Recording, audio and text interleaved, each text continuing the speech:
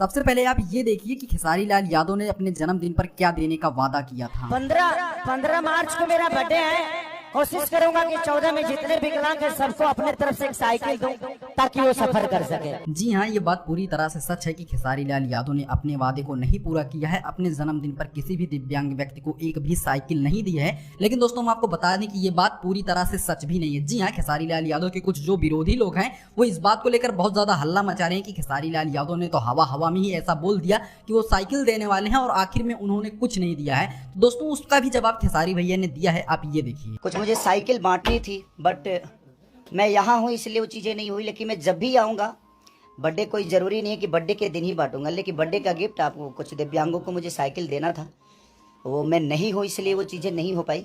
अब मुझे लगता है कि खेसारी भैया के विरोधियों के लिए इतना जवाब काफी होगा। अगर एक बार खेसारी भैया ने बोल दिया है कि वो साइकिल देंगे तो इसका मतलब वो साइकिल जरूर देंगे। वैसे दोस्तों, इसके बारे में आपकी क्या राय है? क्या आपको भी यही लगता है कि खेसारी भैया ने अगर बोला है साइकिल देने के लिए तो वो जरूर देंगे? अपनी राय हमको कमेंट जरूर कीजिएगा।